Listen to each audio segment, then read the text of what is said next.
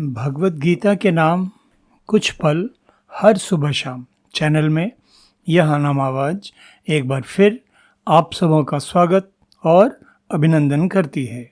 साथियों, आज आप सबों के बीच प्रस्तुत है भगवत गीता छठे अध्याय का 35वां तथा 36वां श्लोक। असंशयं महाबाहो मनः दुर्निग्रहं चलम् अभ्यासेन तु कौन्ते वैराग्येन च गृह्यते। असंयतात्मना योगो दुष्प्रापः इति मे मतिः वश्यात्मना तु यतता शक्यो अवाप्तुम् उपायतः। इन श्लोकों के सरल शाब्दिक अर्थ इस प्रकार हैं। हे महाबाहो अर्जुन, निसंदेह मन चंचल और कठिनता से वश में होने वाला है, किंतु हे कुंती पुत्र अर्जुन, यह मन अभ्यास और वैराग्य से वश में होता है।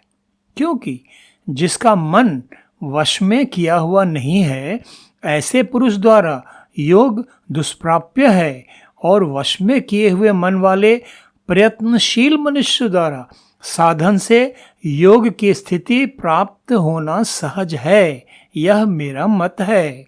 गुरु रूप में योगेश्वर श्री कृष्ण सबसे पहले तो अर्जुन का आत्मविश्वास बढ़ाने के लिए यह स्वीकार करते हैं कि मन को नियंत्रित संयमित करने के संबंध में उसके मन में जो शंका उत्पन्न हुई है वह निराधार नहीं बल्कि वास्तविक है।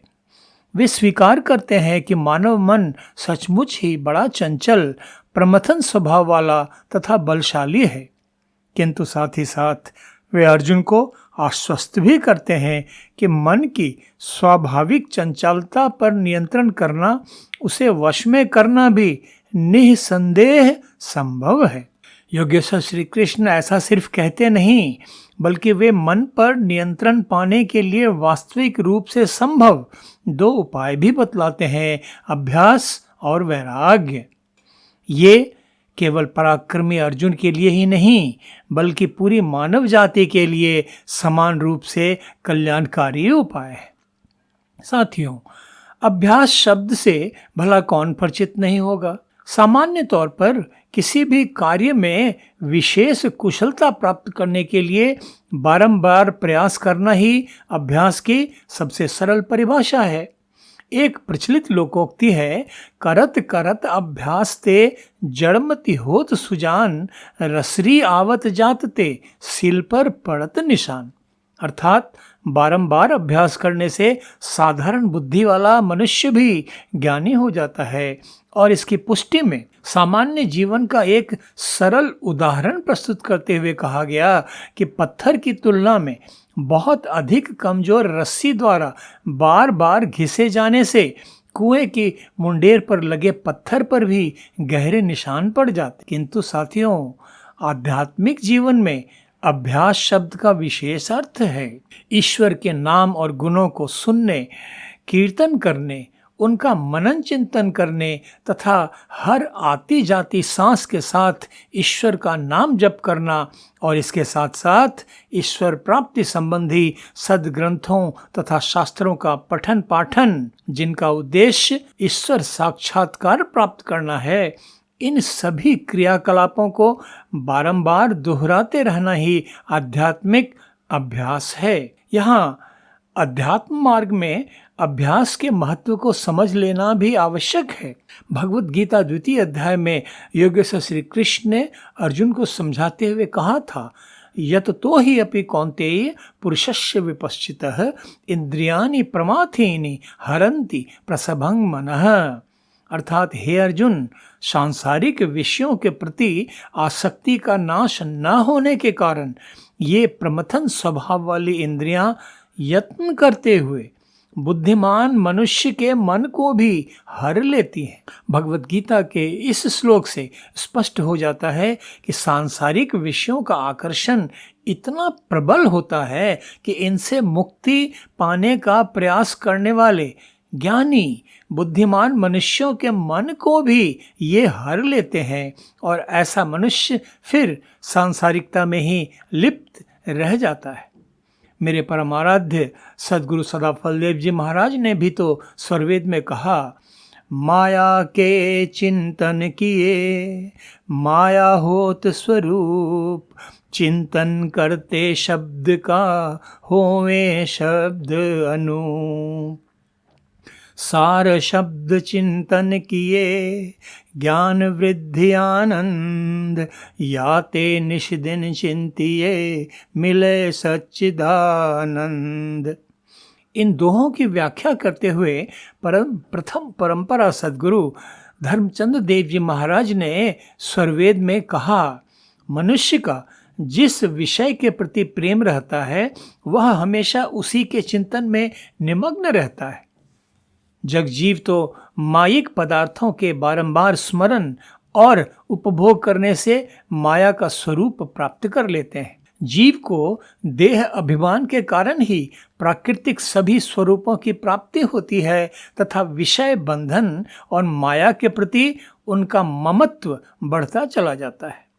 मनुष्य जब माया जनित सुखों तथा प्रलोभनों को छोड़कर अपनी चेतन शक्ति को अंतर्मुखी कर शब्द पर ब्रह्म का चिंतन स्मरण कर शांत और पवित्र हो जाता है, यह अनुभव चेतन विज्ञान विहंगम मार्ग द्वारा प्राप्त होता है।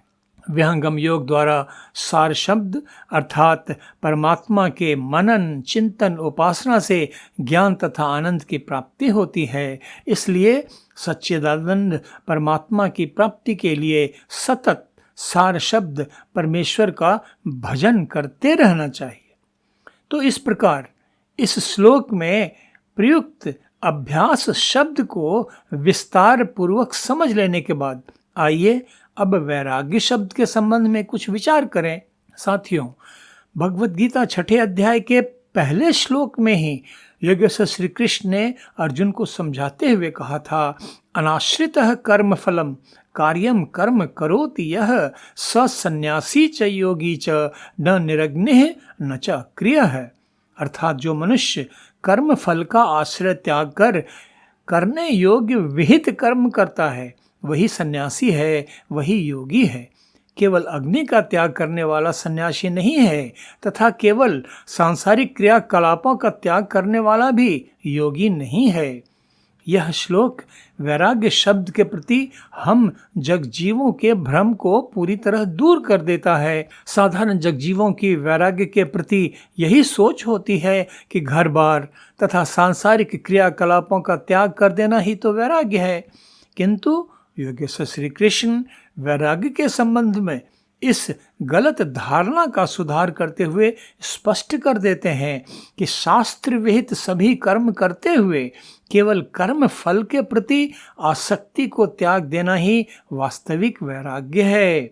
कर्म फल की आसक्ति त्याग देने पर मनुष्य को सहज स्वाभाविक रूप से संसार की माया की असारता का बोध प्राप्त हो जाता है और वह मनुष्य संसार में सदा भटकाते रहने वाली माया के प्रबल आकर्षण से मुक्त हो जाता है।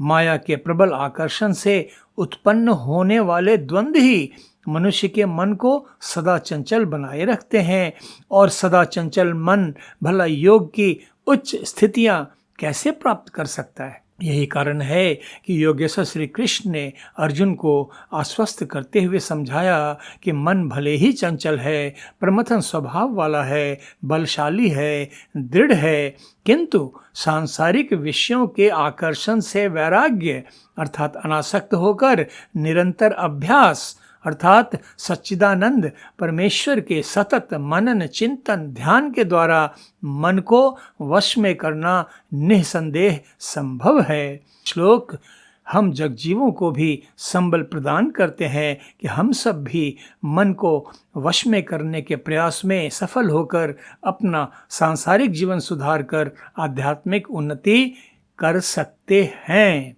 आज बस इतना ही।